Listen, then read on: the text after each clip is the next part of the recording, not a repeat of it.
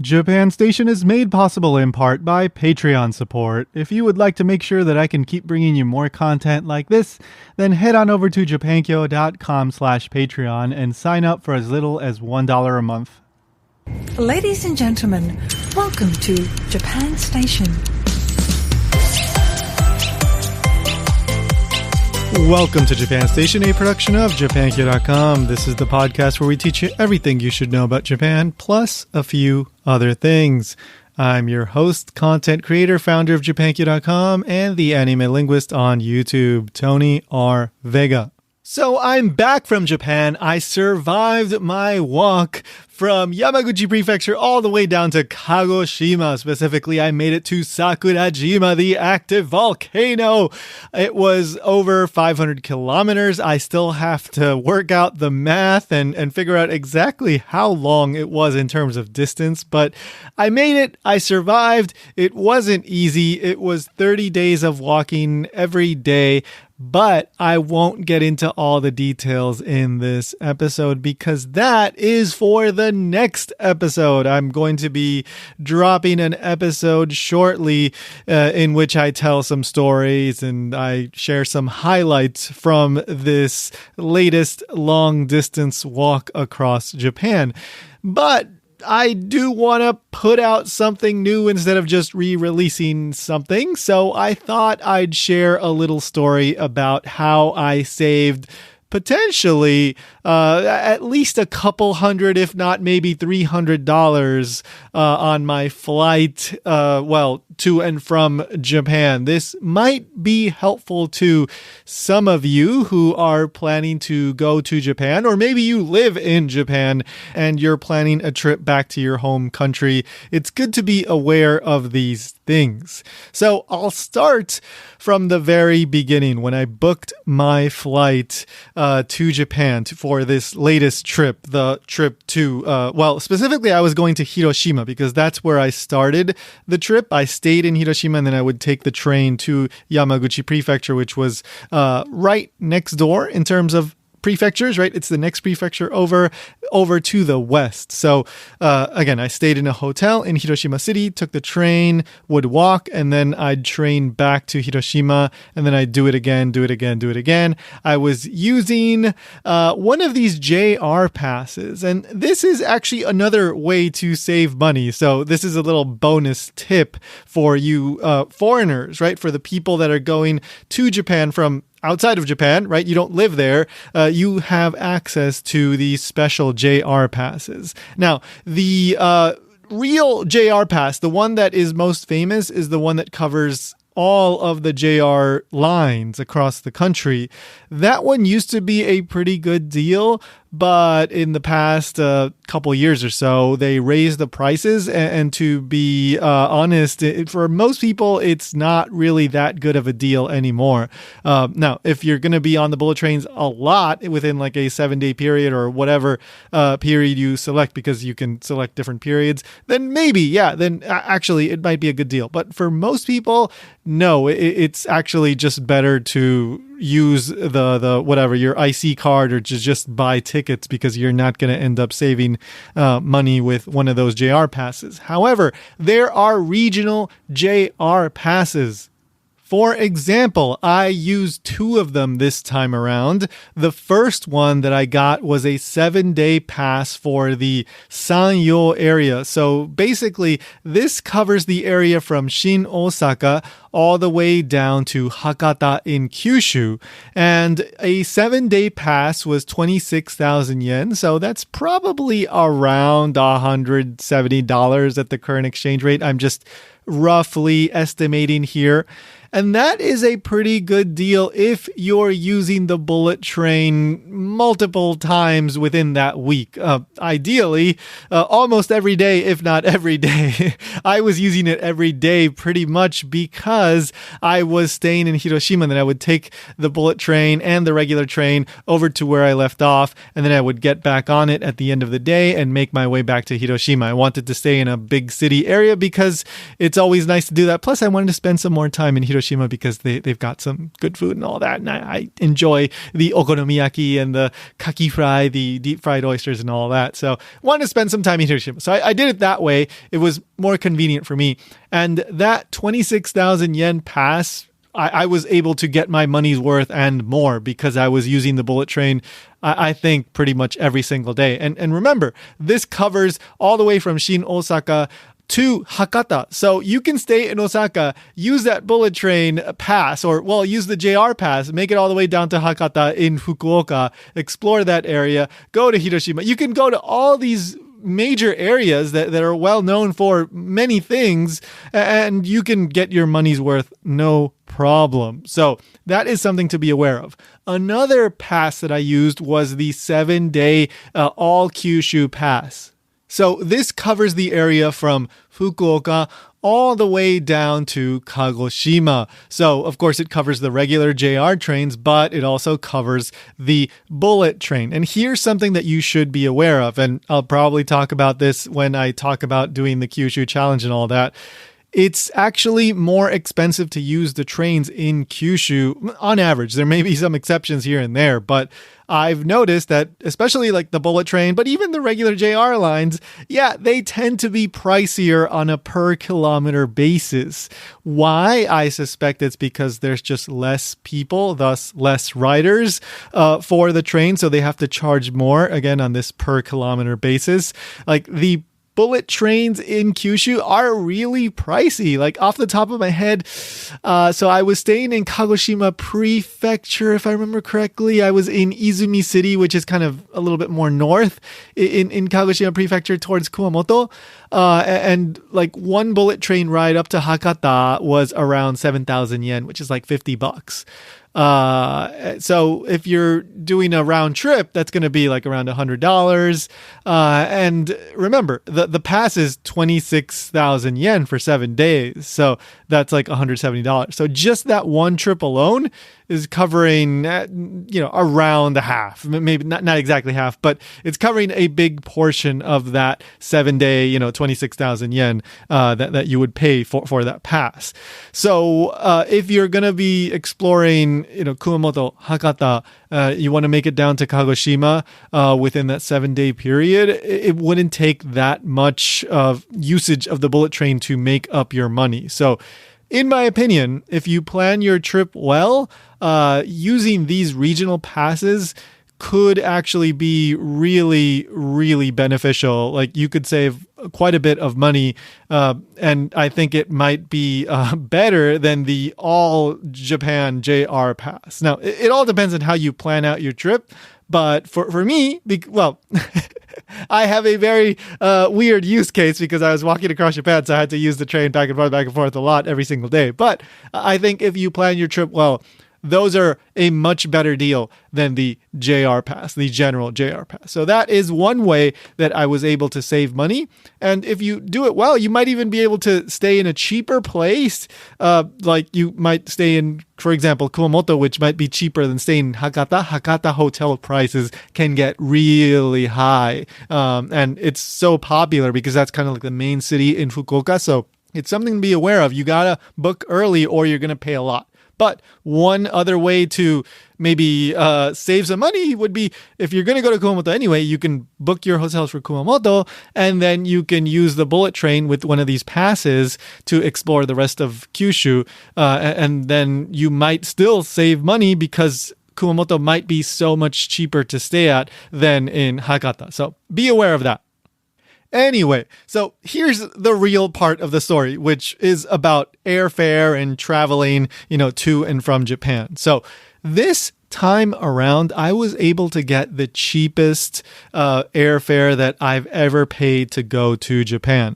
In case you're not aware, I live in Honolulu, Hawaii, so airfare to go to Japan is pretty reasonable compared to a lot of other places in the United States. Plus, we get a lot of Japanese tourists, so that I'm sure helps keep airfare down. So usually I end up paying like 600 something, maybe low 700s. I mean, it all depends on the season and all that. And of course, late September is not high travel season either. So there's that. But I think the cheapest I've probably paid aside from this latest trip would be something like $640 or maybe $630 something around there. But yeah, $600-ish, maybe low 700s. But this time around, I paid $518, so significantly less than any other trip I've ever booked to Japan from Hawaii. But I almost had to pay more. So this is where the first part of how I saved money to go to Japan comes into play. So I ended up using a website that I'd never used before to book my flight. It's called smartfares.com. I can't endorse them. I'm not getting paid here at all. Like, this is not sponsored or anything. I'm just going to honestly share my experience with them. So I found them through an aggregator site. I don't remember exactly which one it was. It might have been Kayak or maybe Google Flights. I don't remember. It was one of those sites that shows you a bunch of prices from various websites. That was the cheapest one by like maybe over $100. And so it stood out to me. And so I booked it. I said, let's see if this actually ends up working out. I booked it, and well, here's where the interesting part of the story starts, because after I put in all my information and I was ready to get a notification saying, we got your flight, I got a notification on screen that said, we weren't able to get your ticket. Please give us a call. I've never had that happen to me in all the many years that I've traveled to Japan and been booking flights, or to other countries, Peru, Finland, blah, blah, blah, Canada. Like, that's never happened to me. So I thought this was kind of strange, but I called them, and well, the person on the other line said, oh, we weren't able to get your flight because it got booked, and so that cheap one is not available anymore. We're going to have to try to see if we can get it for you. So I went, okay, well, what do you have to do? Like, can you check? Because I want the cheap one, right? I want that $518 one. If you can't offer me the price that you showed on screen, I do not want to book with you. I will book somewhere else. And so, I can't remember exactly what they said, but I got the vibe that they wanted to upsell me. They wanted to sell me a more expensive ticket. And, well, paying $600 something for a ticket is not strange at all for me. I would have done it if that was the cheapest option, but they had already showed me $518, and so I wanted to pay $518. Anyway, after a brief exchange, basically the guy on the line said, oh, you have to give us 24 hours and we'll call you back and we'll let you know if we were able to get the ticket or not. Said, okay, fine. So I'll give you 24 hours. I'm not in that much of a rush to book my ticket. I can wait one more day. So the next day comes, I don't get a call. And so I decide to call them back, and I don't remember if it was the same guy or not, but basically I explained the situation. I think I was put on hold, and I said, again, if I can't get that price that I was promised, then I don't want to book with you. So what can you do? And well, after being put on hold and all that, a little while I had to wait, and I don't remember exactly how it all went down. But basically the point here is that they gave me the price that they had originally shown on screen. So I was able to get the ticket for $518. Again, the cheapest ticket I've ever gotten for a trip to Japan. Round trip, Honolulu to Tokyo, transfer, and then Hiroshima, and then Tokyo to Honolulu. So 3 flights, I guess you would say. But with a transfer on the way there because I had to get to Hiroshima to start the walk. So I got the ticket. So just be aware of this. I don't know if SmartFares does this all the time. I don't know anything about smartfares.com, but just be aware that this could be a thing. Maybe it's not even only a SmartFares thing. This could happen on other websites.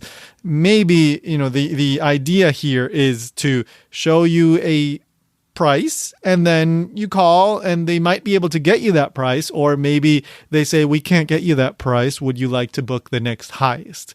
Again, I have no idea if SmartFares does this. This is the only interaction that I've had with SmartFares. I just want to let you know that this is a thing that could happen.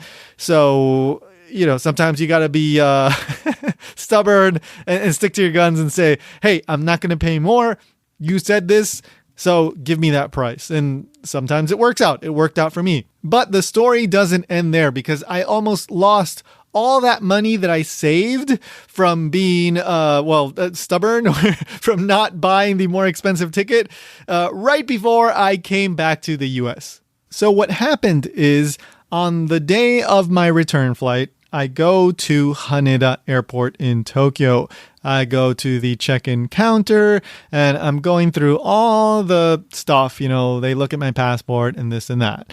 And I have 2 bags to check in. I have my backpack that I'm going to take in with me, and I have 2 bags that I'm planning to check in. One is a suitcase with wheels. It's not big. It's maybe like it's this basically like the smallest possible thing it can be. Maybe it's a little bit bigger than that, because the smallest ones are the ones that you can take inside the airplane, right? I don't think you can put that one in the overhead compartment, so it's a little bit bigger than that, but it's one of the smaller ones. And it wasn't heavy because I had a big anime figure in there. So it was taking up like a huge amount of space. So it was not heavy at all, given the size of the suitcase. The other bag that I had was filled with mainly clothes. It wasn't that heavy. It was a relatively small duffel style bag. It's one of those bags that can be folded up into a little pocket, and then you can put it in your main bag just in case you need extra baggage on your trip back, right? And that was exactly the case, because I bought a few anime figures and so I did need extra bags, and so I ended up using that one. So the idea was to check in both of those. And then when I said, I'm going to check in both of those, the attendant at the check-in counter said, if that's the case, then you're going to have to pay for one of the bags. And I go, oh, really? Because I thought for international flights, you got 2 free check-in bags, right? That's the way it's been for all my life. But I know airlines change stuff, things change, and you never know, and sometimes you miss it, and then you end up having to pay more because you just didn't know. So I ask her, and we're doing this all in Japanese. So I'm asking her, like, is there something weird about my ticket, or has something changed with like international flight, baggage and all that? And so she said, your ticket only has 1 free check-in bag. And there's 2 types of tickets, right? There's the tickets like yours that has 1 free check-in bag, and there's the tickets that have the 2 free check-in bags.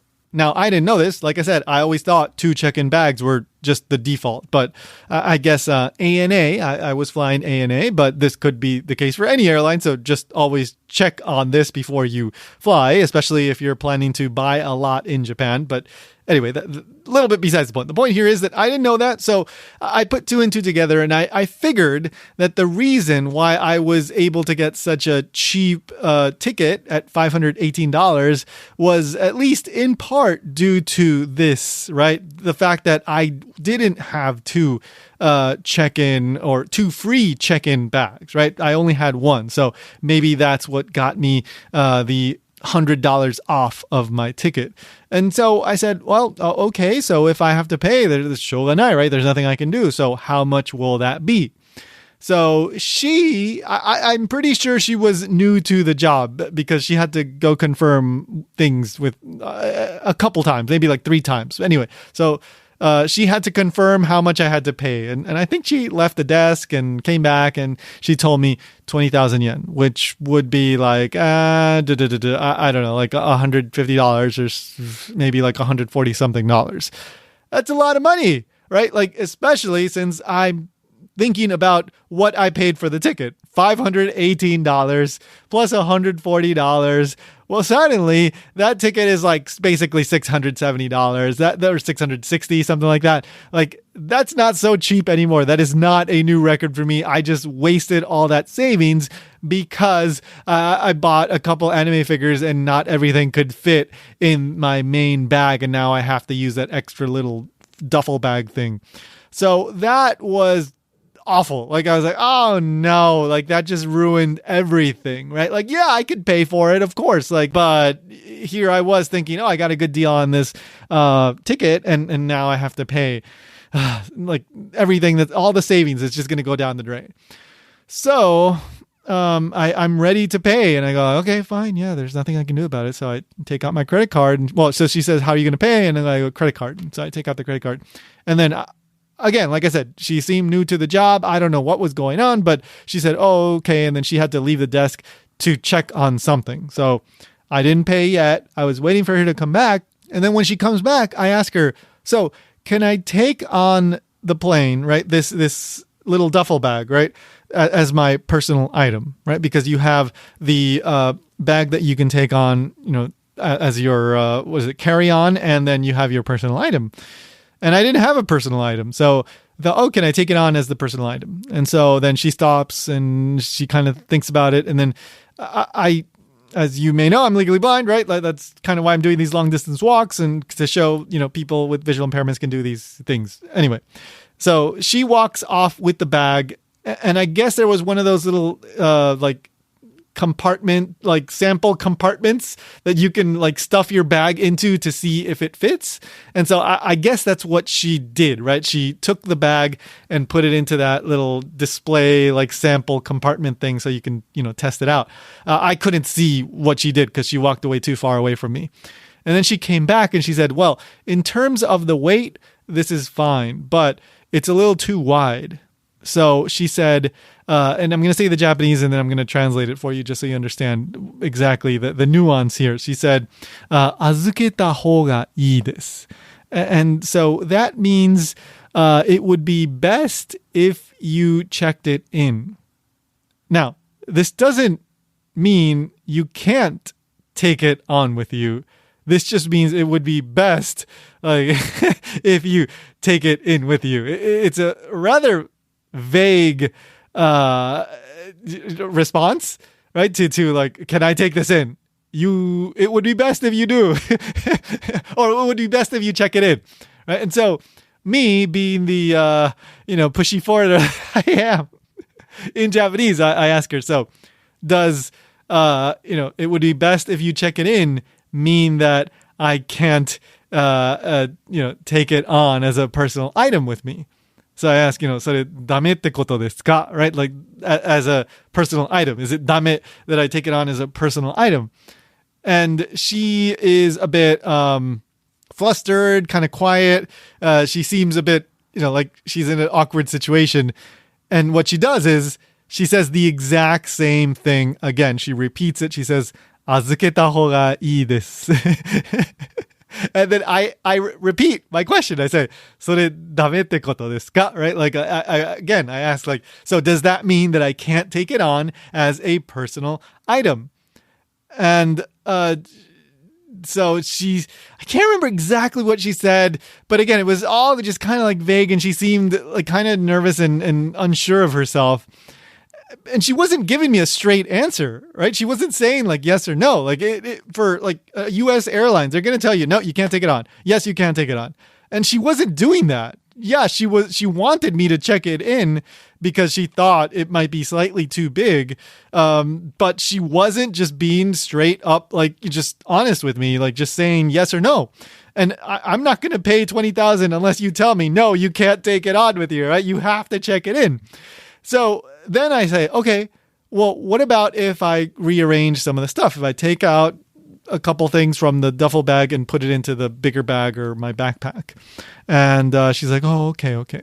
And to be honest, like everything was really full. Like all my bags were just packed, right? So I wasn't going to be able to take out much from the duffel bag and put it into any of the other two bags. But I took out two items. One, like one of those down jackets that gets really, really, really compact, and then some sandals that don't get compact. I wasn't sure what I was going to do. I was probably going to end up throwing away those sandals if I had to, because they were old and I had used them during the walk and they had gotten really worn out. But they still had a little life in them, so I wanted to take them home with me if I could. Anyways, I take those two things out, and then I ask her, so, would this fit? Is this okay? And to be honest, like, it really didn't change that much, but, like, it was a little bit smaller. And so she says, oh, please wait a moment. And so she goes off to get another employee someone who is presumably more experienced, and especially on the baggage side of things. And so she comes over and she takes a look at all my bags and she goes like, yeah, that's okay. He can take it on as a personal item. So that was that, right? Like I could take the duffel bag that had basically not really changed all that much in size. It was tiny, like just a little bit smaller, not even like noticeably smaller, like just visually. And that was it. Like I was able to take it on. So after all was done and we had taken care of all the, the paperwork, whatever, you have to check in and all that stuff. After that was all done, I put the sandals back in the bag and I left the puffy, down jacket in my backpack. So that didn't go back in the duffel bag, but I did end up putting the sandals back in the duffel bag and I took it onto the airplane and the flight attendants or, the what's it called? The boarding gate, whatever, those people, none of them said anything. There was absolutely no problem. So I think that she was, like I've said multiple times, she seemed very much like a new employee. She had to confirm multiple things, not just the things that I discussed with you. She brought over a different employee to check on something else. So she seemed very unsure of herself. And so maybe she was worried that if she let me take on that bag, somebody might get upset at her because she wasn't supposed to do that. But in the end, it was all okay. And had I not been a little bit pushy and asked like, what do you mean? And can I take this on as a personal item?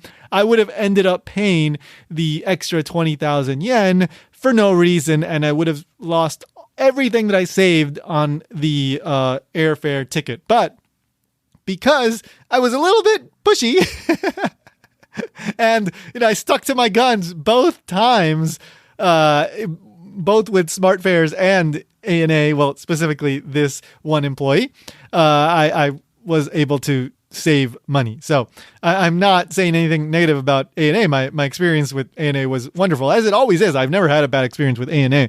It's just this one employee that seemed unsure of herself. And again, had I not asked the questions, I would have ended up paying something that I didn't need to pay for. So I'm not telling you to be the annoying foreigner and to be overly pushy, but sometimes it does pay off to be maybe, I guess you could say pushy, but also just ask questions, right? Don't just say, okay, fine, I'll pay for it. Unless you have all the money in the world and paying 20,000 yen is nothing to you. It certainly is not nothing to me. So asking the questions and making sure that you understand why it is that you have to pay something, understanding what your options are, that can all be beneficial and help you save some money. So hopefully, I hope this doesn't help any of you because I hope you don't go through any of this annoying stuff. But in the case you do find yourself in an annoying situation like the ones that I've described, well, hopefully, you can ask some questions and this will come in helpful. So you save maybe, $150 or something like that. So anyway, aside from that, though, my trip in terms of travel and all that was absolutely great. Like I said, I always have a wonderful experience with ANA. Never, the flight attendants, everybody's extremely helpful and really nice. And just so you're aware, because I'm legally blind, I can't see like the signs and all that stuff. So I end up having people like the staff take me to the boarding gate and to my seat. And because of that, I end up talking to a lot of those employees, right? Every single time, somebody takes me from point A to point B and we end up having conversations while we're waiting in the security line or while they're walking me to gate, whatever. And I've never had a negative experience with any of those people. It's always a fun conversation. So I like that. I get to meet people. I get to talk to people and it's always a fun experience. And so that's it for today. But remember, in the next episode, I'm going to be talking about the actual walk, what was difficult, what I saw along the way, maybe some, fun stories and all that stuff. So it'll be roughly an hour, maybe a little bit less of me talking all about the Kyushu Challenge. So come back for that. Don't forget to subscribe. I will be having more guests on, of course. It's just that, this month it's going to be maybe a little bit weird because I'm still, catching up with things because I just got back on November 4th. And so I'm rushing to get everything done. I have a whole bunch of emails I have to catch up on and messages. When I'm walking, I just can't keep up with everything. So I've fallen behind on a lot of stuff and I'm doing my best to catch up. But anyway, if you have any questions, stories or anything, you can email me, mail@japankyo.com. So that's it. Thanks for listening and see you in the next one.